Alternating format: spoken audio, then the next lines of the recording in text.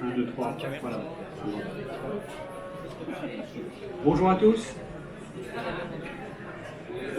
Je vais vous parler de la plateforme Orange Digital Assistant Job, qui est notre plateforme de chatbot, que vous avez peut-être eu l'occasion de tester sur cette maquette ici, puisque un des composants de cette maquette de ville connectée, c'est effectivement un chatbot qui permet d'interroger la disponibilité des places de parking. C'est une des composantes de ce qu'on peut faire avec notre solution. Et donc le thème de cette session, c'est un assistant digital pour une meilleure expérience conversationnelle. Qu'est-ce que ça veut dire? Je vais essayer de décrypter tout ça. Avant de commencer, on est sur le salon de l'intelligence artificielle. Je pense que vous savez ce que c'est qu'une plateforme de chatbot. Je vais le rappeler un peu plus tard, mais l'idée c'est quoi au début qui a amené l'émergence de ce type de plateforme? Finalement, on se rend compte sur le marché qu'on est tous habitués à dialoguer en chat avec des solutions de type WeChat, de type WhatsApp, de type Facebook Messenger, et naturellement, finalement, évoluer d'une solution dans laquelle je dialogue en chat avec mes amis ou avec mes collaborateurs, mais la transition est assez facile de se dire pourquoi est-ce que demain, et c'est déjà aujourd'hui d'ailleurs, je ne pourrais pas dialoguer avec un robot qui me renseigne, qui me donne des informations, qui me guide dans les choix que j'ai à faire. Si on étudie un peu et si on écoute ce que dit le Gartner Group, on se rend compte que dans les 10 années qui viennent, la plupart de la communication qu'on aura avec des applications métiers, ce ne sera plus via une application, mais ce sera une interface de dialogue de type chatbot qui nous permettra de dialoguer, de poser des questions. Donc c'est vraiment la raison pour laquelle, depuis maintenant 1 an et demi, Oracle s'est lancé dans la mise en œuvre et le développement d'une plateforme complète en mode cloud de chatbot, qu'on a annoncé sur le marché il y a donc 18 mois avec un beau succès, puisqu'on en est maintenant à plus de 200 clients live dans le monde qui utilisent notre solution dans toutes les langues et tous les secteurs d'activité. Alors un chatbot, c'est quoi? C'est tout simplement en fait un programme que vous allez configurer pour permettre de dialoguer avec un humain, avec une personne, et pour lui apporter un certain nombre de réponses dans des contextes divers et variés. Alors, on trouve différents types de chatbots. À l'origine, il y a quelques années, on était sur des chatbots très structurés dans lesquels, vous savez, vous cliquez sur des champs et ils vous donnent des réponses. Et maintenant, on arrive à des chatbots qui sont plus sophistiqués, plus intelligents, qui reconnaissent le langage naturel, avec lequel on peut vraiment établir une conversation. Donc c'est l'idée. Je vous montrerai à la fin de cette session une petite démonstration de 2 minutes d'un chatbot développé avec notre technologie dans cette direction-là. Pour illustrer tout ça, on est assez fiers d'illustrer sur ce stand une de nos belles références. On a mis en place il y a maintenant un peu plus d'1 an avec Engie. Engie a déployé notre solution de chatbot, oui, pour automatiser et accélérer tout leur process de recrutement en Belgique et au Luxembourg. Et en fait, si vous allez sur le site Engie Jobs Belgium, vous tombez sur un chatbot, qui est un chatbot simple, mais très efficace, qui permet à des candidats de rechercher des postes, de postuler en ligne, de suivre l'avancement de leur candidature, etc., le tout disponible en multi. Alors, chatbot, nouvelle expérience conversationnelle, qu'est-ce que ça veut dire tout ça? Et qu'est-ce que doit finalement incorporer et inclure une solution de type chatbot pour vraiment permettre de passer à une étape plus évoluée de conversation et d'expérience pour un utilisateur? Il y a différents points, différentes caractéristiques que je vais illustrer qui font partie de notre solution. Le premier point qui est très important, c'est qu'on veut finalement une solution qui soit capable de reconnaître la question et l'intention de l'utilisateur. Donc, non pas de cliquer sur des zones, mais d'être capable de, lorsque je pose une question en langage naturel, il faut que le robot soit capable de comprendre ce que je veux dire, d'extraire le sens de ce que je veux dire, et de me proposer les réponses qui sont adaptées à ce que je demande. Ça, c'est un peu l'objectif ou la base de ce que doit permettre ce genre de solution. Petit exemple ici, à travers une démonstration de notre chatbot décliné toujours sur le domaine du recrutement, un peu à l'image d'Engie. Ici, je vois que je suis sur un chatbot dans lequel je peux poser ma question en langage naturel ou exprimer mon intention. J'arrive sur un site de recrutement, c'est un exemple. Je peux poser ma candidature, je dis donne mon prénom, mon adresse email, mon diplôme, tout ça dans le désordre. Et je veux que le chatbot il soit capable finalement d'extraire toutes ces informations, de les comprendre et de créer automatiquement ma candidature. Voilà. Là, on se rend compte dans l'exemple qui est indiqué ici, pour info, que le chatbot il a bien compris ce que j'exprimais. Il dit même, bah oui, mais tu as oublié de donner ton nom de famille. Quel est ton nom de famille? Je complète cette information.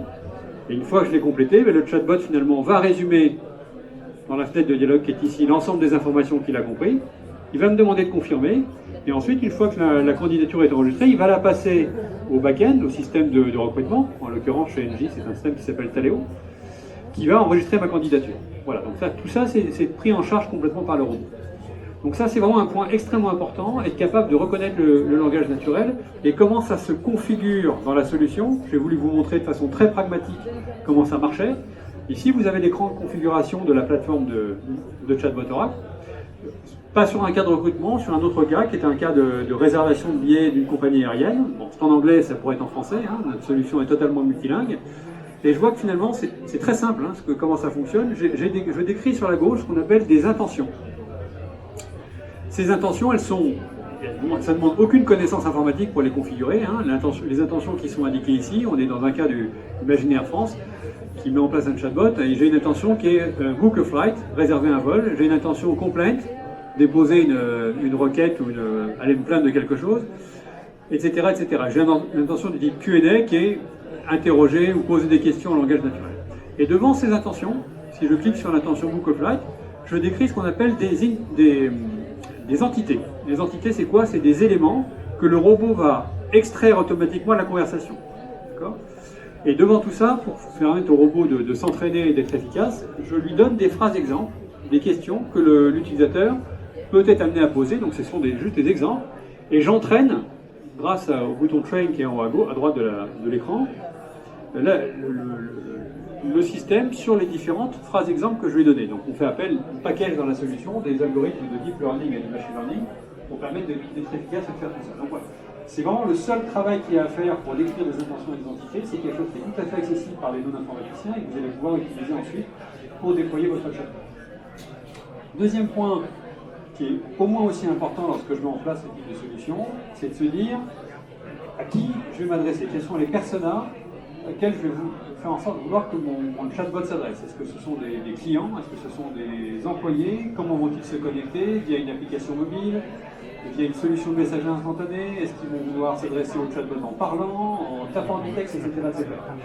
Donc là-dessus, l'idée, c'est vraiment d'être capable de gérer cette multicanalité, donc de développer finalement mon robot, de configurer mon chatbot et de faire en sorte qu'ensuite, il soit disponible sur différents canaux.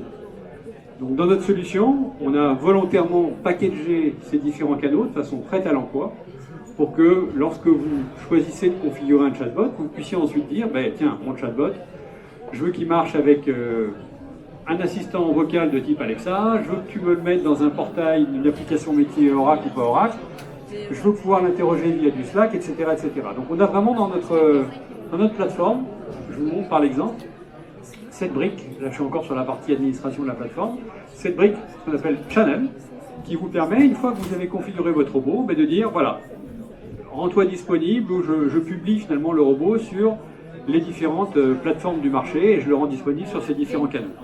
Donc ça c'est l'aspect multicanalité qui est bien sûr extrêmement important, avec capacité de pouvoir gérer simultanément plusieurs canaux. On peut avoir un bot disponible sur une application mobile, disponible dans un portail web, disponible dans du Slack, etc. etc.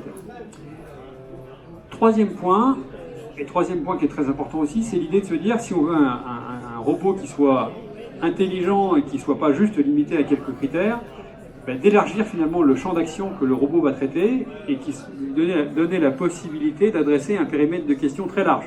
Finalement, c'est un peu comme avec un humain. Lorsqu'on discute avec un ami ou avec un collègue, on veut pouvoir, ou avec un employé d'un call center, ou pouvoir faire en sorte qu'il comprenne n'importe quelle question que je pose, qu'il m'oriente correctement. Donc voilà, on veut la même chose avec un robot. Donc comment est-ce qu'on va faire ça avec la solution? Premier point que je veux illustrer ici, c'est la capacité de pouvoir finalement poser des questions qui font partie d'une base de connaissances et donner la possibilité au robot de comprendre la question et d'apporter la réponse de la base de connaissances. Donc ici, toujours dans mon exemple de bot pour un candidat qui cherche un poste, qui peut poser une question, voilà, comment postuler, par exemple. Donc, le robot va pouvoir aller chercher dans une base de connaissances extrêmement vaste la bonne réponse à la question qui est posée, pouvoir répondre à la question, et s'il a un doute sur la question qui est posée, s'il ne comprend pas, il va être capable de présenter à l'utilisateur finalement les réponses qui sont le plus proches de ce qu'il a compris et donner le choix à l'utilisateur de sélectionner la bonne réponse. Ça, c'est le premier critère. Et deuxième point, voilà comment ça se configure dans la solution. Encore une fois, chaque fois j'essaie de vous montrer le côté utilisation et le côté comment ça se paramètre. Et comment ça se paramètre dans la plateforme? C'est extrêmement simple. Vous avez la possibilité de charger vos bases de connaissances, un format CSV, ou de les rentrer à la main directement dans la solution. Ça peut être complètement rentré en mode multilingue. Donc lorsque vous sélectionnez votre base de connaissances, vous sélectionnez la langue dans laquelle elle est écrite. Vous chargez ça dans la solution. Même mécanisme que pour les intentions tout à l'heure. Je passe par le petit onglet Train en haut à droite. J'active l'entraînement sur la base de connaissances. Ça prend quelques minutes. Le modèle est entraîné. Le chatbot peut être utilisé pour interroger la base de connaissances. Ça, en général, c'est ce qu'on va faire assez rapidement dans les premiers projets d'un chatbot. Et puis le deuxième volet qui est aussi important, vous avez peut-être entendu parler de la notion de métabot. Un métabot, c'est quoi? C'est finalement, j'ai un robot qui collecte mes questions, mais qui ne va pas forcément être tout seul être capable de toutes les traiter. Il va pouvoir s'adresser à d'autres chatbots plus spécialisés sur des domaines particuliers. Exemple, on n'imagine pas remplacer un employé d'un call center par un seul chatbot, mais peut-être par plusieurs chatbots qui vont être capables de traiter des plaintes, de répondre à des FAQ, d'enregistrer une demande de changement de forfait pour un opérateur telco, etc., etc. Et donc, devant ces différentes spécialisations de robots, on va être capable, dans la solution, de configurer ce qu'on appelle des skills. Skills, ça veut dire expertise en anglais. Des skills qui sont des bots spécialisés et de fédérer ces différents skills dans ce qu'on appelle Digital Assistant, d'où le nom de la solution, Oracle Digital Assistant. Et finalement, ce Digital Assistant, ça va être le point focal, le point central auquel l'utilisateur va s'adresser lorsqu'il a une question à poser. Je pose ma question au Digital Assistant. Et le Digital Assistant, en fonction de la question qui est posée, il va router la question vers le bon skill et remonter la réponse à l'utilisateur. Donc on est totalement capable de gérer dans la plateforme ce type d'architecture, ce type de configuration pour permettre de gérer des chatbots extrêmement complexes qui vont pouvoir adresser des thématiques très variées. Et enfin, le dernier point qui est également important, c'est une fois que j'ai mis en place mon robot, mon chatbot, comment je vais l'améliorer et comment est-ce qu'il va s'améliorer. L'idée, c'est d'avoir un robot qui puisse s'améliorer au gré de son expérience, au gré des questions qui sont posées par les utilisateurs. Pas de façon automatique, le tout piloté par un administrateur qui va pouvoir analyser le comportement et les conversations, extraire des conversations les phrases qui sont le plus souvent posées et pouvoir réinjecter ça dans le paramétrage du robot de façon à ce que le robot soit de plus en plus pertinent pour répondre aux questions de mes utilisateurs. Donc ça, on le fait à partir de notre brique qu'on appelle Bots Insight dans la solution, également packagé complètement dans la plateforme. Je vous donne un exemple ici. Je clique sur une intention sur laquelle j'ai identifié qu'un certain nombre de phrases qui ont été posées n'ont pas été forcément bien rattachées à cette intention.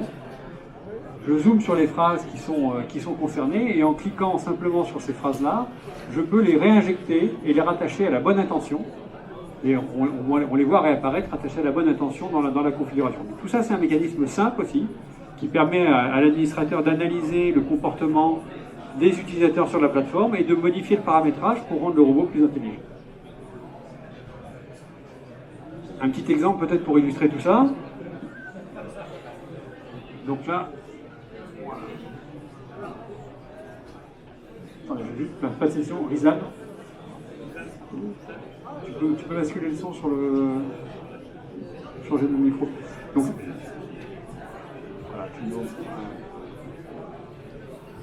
voilà. Donc là, ce que je vais vous montrer, c'est une démonstration qui a été faite dans laquelle on appelle le Digital Assistant Oracle à partir d'un boîtier Alexa, vous connaissez tous Alexa d'Amazon, et en fait, Alexa prend la fonction de speech to text, et que je vais parler à Alexa, Alexa va transformer ce vocable dont je parle en texte pour le Digital Assistant. Voilà, donc la démonstration montre un peu ce genre de choses et les différentes thématiques que traite le Digital Assistant.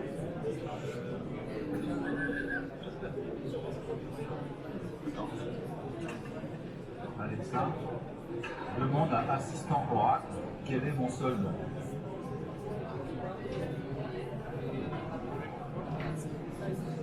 Tapez compte de le solde. Compte courant. Le solde de ton compte courant est de 2346 €. Je veux faire un virement. Depuis quel compte veux-tu faire ton virement? Compte courant. Alors, c'est... Quel est le compte destinataire de ton virement? Mon fils. Quel est le montant de ton virement? 300 euros.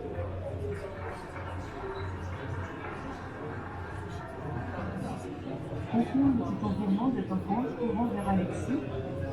Oui. Donc là, je fais une demande de virement, en fait, comme vous l'avez compris. Le virement vers Alexis a été exécuté. Quel est mon solde de congé? Et là, ensuite, je passe à toute autre chose, puisque je demande mon solde de congé. Confirme quel type de congé? Congé payé. Il vous reste 10 jours de congé payés à utiliser avant le 31 décembre 2018. Voulez-vous poser maintenant le congé? Oui. Donc j'interroge mon solde de congé, je demande un projet des congés. Congé payé. Combien de jours souhaitez-vous poser? Quel jour voulez-vous prendre? Le 2 novembre 2018.